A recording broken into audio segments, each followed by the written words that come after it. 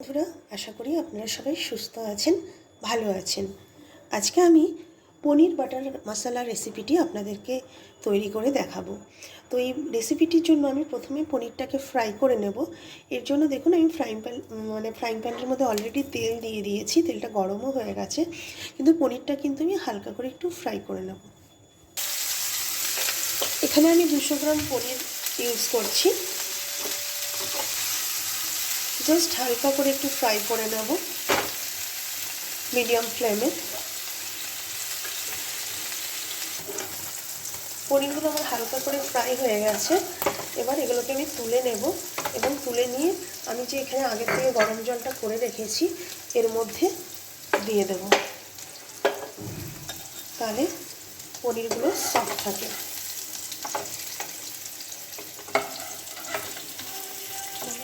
তো বন্ধুরা, এখানে পনিরটা ফ্রাই হয়ে যাওয়ার পরে যে ফ্রাইং প্যানে তেলটা আছে তার মধ্যে আমি 1 কিউব বাটার দিয়ে দেবো।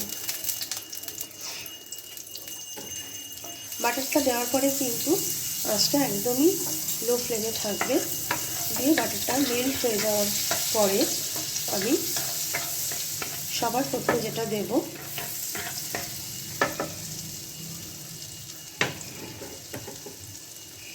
একটা শুকনো লঙ্কা,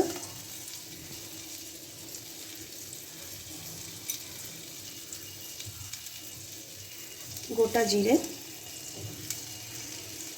আর গোটা গরম মশলা। এটাকে 30 থেকে 40 সেকেন্ড মতো একটু ভেজে নেব।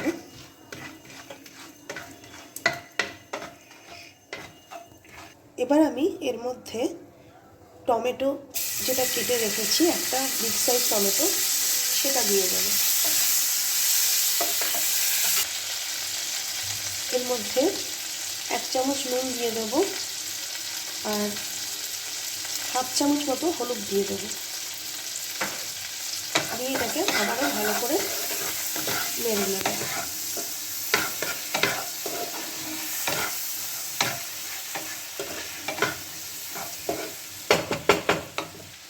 এক চামচ মতো আদা গ্রেট করে রেখেছিলাম, ওটা এর মধ্যে দিয়ে দিলাম। সবগুলোকে ভালো করে নেড়ে নেব 1 থেকে 2 মিনিট।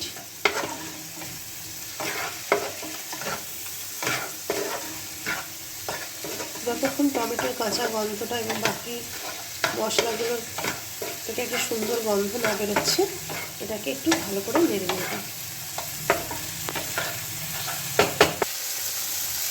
মশলাটা আমার কষানো হয়ে গেছে। এবার এখানে আমি 6 পিস মতো কাজু বাদাম দিয়ে দেবো।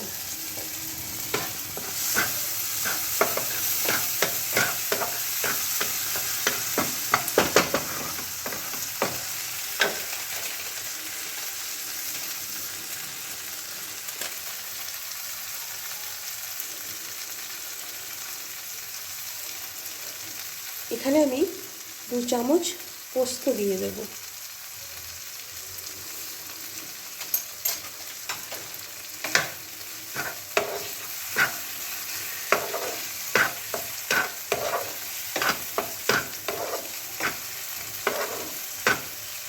এটাকে 1 মিনিট মতো নেড়ে নিয়ে এটার আমি পেস্ট বানিয়ে নেব।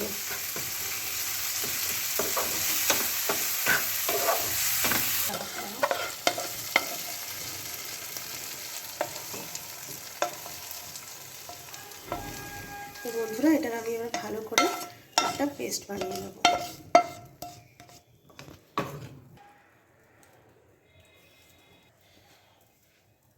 এবার ওই সেম ফ্রাইং প্যানেই আমি এখানে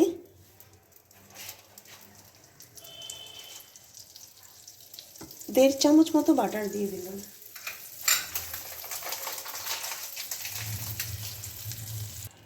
বাটারটা দেওয়ার পরে এবার আমি এর মধ্যে হাফ চামচ জিরে গুঁড়ো, 1 চামচ ধনে গুঁড়ো, হাফ চামচ হলুদ এবং 1 চামচ নুন দেব। দিয়ে এটা আমি 30 থেকে 40 সেকেন্ড মতো ভেজে নেব মিডিয়াম ফ্লেমে।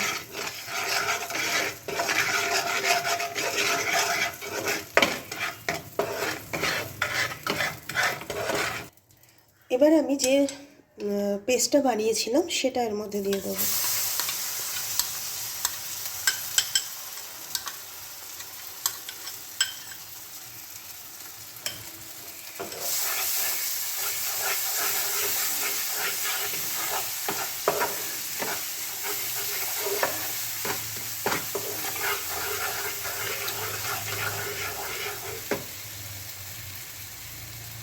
যে গ্রাইন্ডারটা আমি পেস্ট বানিয়েছিলাম তার মধ্যেই আমি জল নিয়ে নিয়েছি। এবার একটু একটু করে জল দিয়ে আমি মশলাটা ভালো করে কষিয়ে নেব।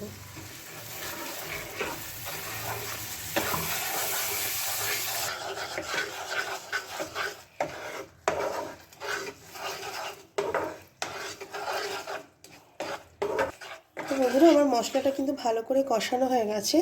বাকি যে জলটা ছিল গ্রাইন্ডারে সেটাও আমি এর মধ্যে দিয়ে দিলাম।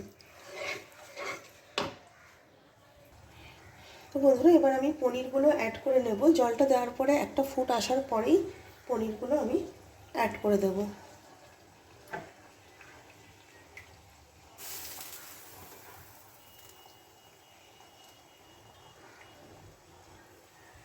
পনিরগুলো দেওয়ার পরে আমি 5 মিনিটের জন্য এটা ঢাকা দিয়ে দেব। 5 মিনিট পরে আমি ঢাকাটা খুলে নেব।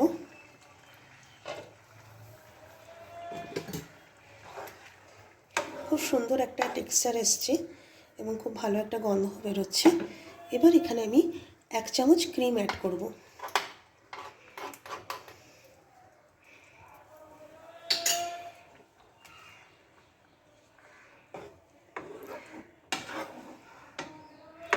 দেওয়ার পরে আমি একটু কসুরি মেথি হাতে ক্র্যাশ করে ছড়িয়ে দেব।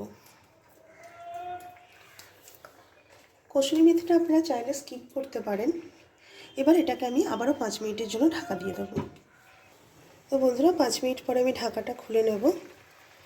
আর আমার পনির বাটার মশলা কিন্তু একদম রেডি। বাড়িতে অবশ্যই একবার এইভাবে বানিয়ে দেখুন, আশা করি আপনাদের ভালো লাগবে। আমার রেসিপিগুলি যদি ভালো লাগে এবং আমার চ্যানেলটি যদি খুব ভালো লাগে তাহলে অবশ্যই আমার চ্যানেলটিকে সাবস্ক্রাইব করে রাখুন। আমি আবারও নতুন নতুন রেসিপি নিয়ে আসবো। শেয়ার করতে কিন্তু অবশ্যই ভুলবেন না, লাইক দিতে ভুলবেন না। আজকের মতো টাটা।